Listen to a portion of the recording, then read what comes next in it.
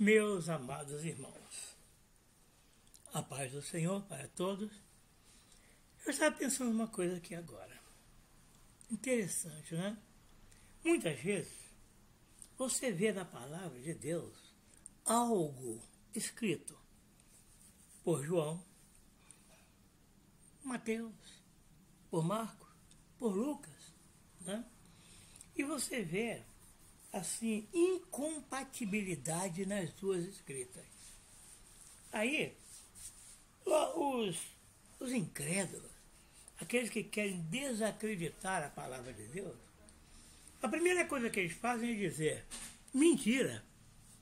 Isso aí é mentira, não é nada disso. Outros que são pesquisadores, o pesquisador é interessante. Ele pesquisa. Mas ele, muitas vezes, não tem uma resposta certa. Não é? Não tem uma resposta certa. Quer ver? Um exemplo. Eu chego numa certa igreja, né, que tem duas entradas do mesmo tamanho, uma na direita e outra na esquerda. E, ao entrar, eu quero escrever aquilo que aconteceu naquele dia, naquele culto, tudo bem. Mas ao entrar, eu entro pela porta direita e digo, ao entrar, eu encontrei na porta um irmão, né, na porta, estava recebendo o povo, o evangelista Mauro. Um exemplo, tá? Tudo bem, eu escrevo que eu fui bem recebido, subi, aquele negócio todo. Aí, e outra pessoa entra pela porta da esquerda, da direita, Rua Noruega, né? E o outro na rua de trás. E encontra ali o evangelista Lauro. Presta bem atenção, Mauro e Lauro. E ele, depois, conversando com os dois, vamos descrever o que vimos naquele dia, naquela festa, naquele culto, naquela chegada na igreja. Tudo bem. Aí eu vou para minha casa e escrevo. Mas ao escrever, eu digo que ao entrar, não disse por onde. Disse simplesmente que encontrei fulano. E o outro também escrevendo a mesma coisa. Aí depois eu escrevi que encontrei fulano, subi as escadarias, virei à direita e entrei na igreja. O outro diz que subiu as escadarias, virou à esquerda e entrou na igreja. Ora, nenhum dos dois disse por que rua entrou. Então o que acontece? Acontece que vai haver uma aparente discrepância. E essa discrepância não é mentira de nenhum dos dois. Os dois estão contando a verdade. Porém, o erro é de ponto de vista. Uma certa vez, eu precisava falar alguma coisa por ordem de Deus, hein? Deus me falou, meu servo, vá e procure o pastor fulano de tal. Converse com ele. Ao chegar para ele, você fala assim, Deus me mandou vir falar com o Senhor. E antes de eu conversar com o Senhor, Ele quer que eu lhe diga isso. Os meus servos, Mateus, Marcos, Lucas e João, ao escreverem o que tinham presenciado, ou que tinha chegado até eles, cometeram algumas aparentes discrepâncias. Porém, nenhum deles estava fora da minha inspiração e da minha palavra. O que aconteceu foi a diferença do ponto de visão de cada um, ponto de vista, né? Então, eu falei isso com o pastor, e essa palavra, exatamente essa, é que me deu entrada para podermos conversar com um grande pastor, que não tinha tempo para quase nada, conversar comigo por 1 hora e meia, 2 horas, e eu pude relatar muita coisa que eu precisava para ele, que não é o caso agora. Mas se os senhores olharem meu livro, que é publicado aqui no YouTube, verão que lá eu cito direitinho o que era para falar. Muito bem. Então, meus irmãos, ponto de vista. Olha, ponto de vista só serve para diminuir a fé daqueles que não têm quase nada. Agora, é por isso, presta bem atenção, que Jesus um dia falou assim.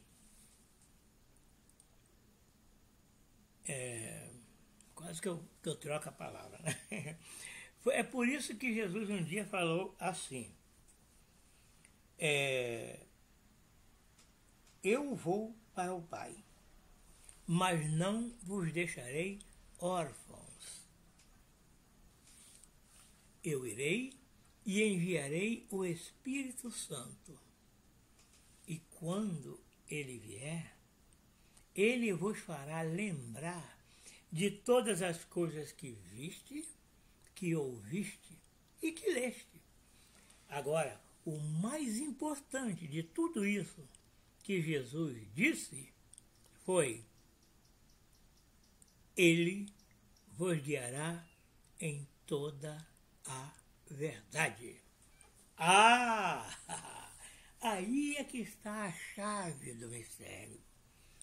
Meus irmãos, creiam ou não, é muito importante que a igreja, é muito importante que os servos de Deus creiam e aceitem a direção do Espírito Santo de Deus em suas vidas, porque ele sim nos guia em toda a verdade.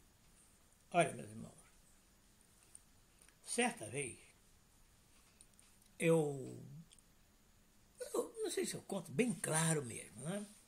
Bem claro. Eu vou contar bem claro, eu gosto muito de clareza, tá bom? Eu era jovem, né? Muito jovem, né? Presidente da mocidade, na minha igreja. E na minha igreja existia uma moça, não vou dizer o nome dela agora, né? Mas essa moça era a coisa mais linda que podia existir. Ela era loira, olhos azuis ou verdes, não estou me lembrando no momento agora. E essa moça gostava muito de mim, e eu dela, como colega, né? Como irmã em Cristo. Ela era uma das minhas súditas, como presidente da mocidade, né? Mas essa moça desviou dos caminhos do Senhor. E depois e eu era também o buscador de pessoas desviadas. Eu era aquele que tinha a missão, já falei em outras vezes, de ir buscar os desviados. Então eu ia buscar os desviados com muito amor, com muito carinho, né? Com muita fé. E consegui trazer, alguns não, mas olha, a maior parte eu consegui trazer de volta. Aí um dia eu fui buscar essa moça. Mas, aí quando eu olhei, a moça estava muito mais bonita para os olhos carnais, porque ela deixou de, naquele tempo, né, na década de 60, início da década de 60, né, as moças crentes se trajavam como servas de Deus. E ela não estava mais tão trajada como serva de Deus. Ela estava se trajando, né, foi o tempo que surgiu a mini saia, né, e ela estava trajada com as vestes que embelezavam as mulheres de então. Ao me encontrar, Valdeci, quanto tempo, não sei o que, fulana, eu venho aqui perguntar a você não quer mais nada com Deus? Quero sim, Valdeci, mas eu tenho outros propósitos na minha vida. Foi difícil convencer, não conheci não, tá? Não conheci aquela moça. Mas ela tentou me convencer, não é? Ela tentou me convencer, Valdeci, olha para mim, olha o progresso que eu tive em sair da igreja. Eu progredi ou não? Eu digo, fulano, eu quero te dizer uma coisa. O meu negócio, eu era jovem, mas o meu negócio era Jesus. Hein? Eu digo, você sabe que o meu negócio é Jesus. Mas, Valdecir, eu quero te fazer um convite. Se você aceitar o meu convite, eu volto para a igreja. Aí tá bom, que convite? Amanhã, nós estávamos no verão, numa época, verão não sei se era outono, o Rio é sempre quente, né? No Rio de Janeiro, e estava fazendo muito calor, e não estava em época de chuva. Então, ela falou assim, amanhã você me encontra aqui, vem de carro, eu tinha um carro, né? Então vem no seu carro, me encontra aqui e nós vamos para a praia de Adão e Eva. Praia de Adão e Eva era uma praia pequena, muito bonita, muito aconchegante, ia pouquinha gente, na maior parte das vezes, iam casais namorados, esposos com esposo também, para ficar ali tranquila ali, né? E ela me chamou para ir a essa praia com ela. Mas ela começou, eu fiquei quieto e deixei ela falar. Para que eu deixei ela falar? Ela foi convencendo, até que eu disse assim, tá bom, amanhã eu virei aqui. Ela falou, eu vou botar o meu biquíni menorzinho. Estava surgindo o biquíni, né? Os biquínis pequenos estavam surgindo naquela época. Vou botar um biquínizinho pequenininho, você vai ver como eu sou, a minha beleza, como você nunca viu. Eu digo, tá bom. Mas eu falei aquilo com uma dor no coração, mas uma dor no coração que vocês nem queiram saber. E tratei aquilo com aquela menina. Mas saí dali. Olha o que é confiar no poder de Deus, confiar no Espírito Santo que nos guia em toda a verdade e em tudo quanto é bom. No Rio de Janeiro tem um museu muito bonito, que fica num morro ali perto da praia, entre as praias das Flechas e Boa Viagem. Todos vocês sabem, aquele museu que foi construído por Oscar Niemeyer. Ali era o meu reino, era o lugar onde eu estava. Eu fui escoteiro, eu dirigia embarcações, eu brincava naquelas praias desde criança. Mas não existia aquele museu. Aquele museu, onde está aquele museu, um pouquinho para cima, pertinho do mato, era onde eu subia para orar a Deus.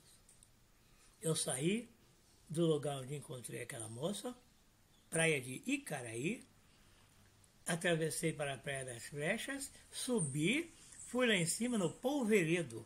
Né? Polveredo era um lugar onde se guardava pólvora para explodir aquele morro até acertar do jeito que ele está hoje. Muito bem, chegando lá, eu falei, Senhor meu Deus, o Senhor está me vendo agora. Olha para mim, Senhor. O Senhor viu aquilo que eu ainda falei assim, meu Deus.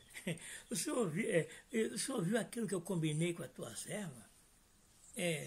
Para ela voltar para a sua igreja. Isso é lícito, Senhor, fazer uma coisa dessa? Pois eu quero te dizer, Senhor, se for lícito eu fazer uma coisa daquelas, amanhã eu estarei naquele ponto com o meu carro para pegar aquela moça e nós vamos passar o dia na praia. Agora, Senhor, se não for a tua vontade, aí eu olhei para o céu. Olhei, virei para um lado, para o outro, azulzinho, bonito, aquele céu lindo. E falei, Senhor, eu quero que amanhã, na hora que eu tenho que encontrar com aquela moça, esteja chovendo copiosamente. Aí eu terei a desculpa de não ter ido, porque Deus mandou chuva. Irmão, eu estou dobrado com o meu joelho no chão, olhando para o chão e olhando para o céu. Quando eu levanto da oração, eu vi do lado de São Francisco, não é o lado normal é do lado do Pão de Açúcar, de onde vinha o vento. Mas do lado de São Francisco, eu vi uma nuvem e lembrei de Elias. do tamanho de uma mão humana. E essa nuvem começou a crescer. E eu fui para aqui, começou a crescer. Quando eu fui me deitar à noite, já estava tudo nublado. Tudo nublado. E mais ou menos às 4 horas da manhã, caiu água. Caiu muita água mesmo. E eu peguei o meu carro com toda aquela água, fui ao polveredo, dobrei os meus joelhos debaixo da água, debaixo da chuva, e agradeci. Graças te dou ao Senhor, Criador dos céus e da terra, ao Senhor que, muito embora tenha feito tudo isso, se preocupa comigo. Eu não vou àquele encontro. E não fui. Irmãos, é muito bom confiar no Espírito de Deus. Agora, por que eu estou falando tudo isso? Confiar no Espírito de Deus? Sabe por quê? É Ele que nos guia em toda a verdade. É Ele que nos guia em tudo quanto é bom. E quando você encontrar na Bíblia uma palavra que você considere antagônica, ou que os rebeldes, os maus, os que querem derrubar a palavra de Deus, digam que é mentira, porque os escritores não sabiam nem o que escrever, saiba, o Espírito Santo vos guiará em toda a verdade. Amém.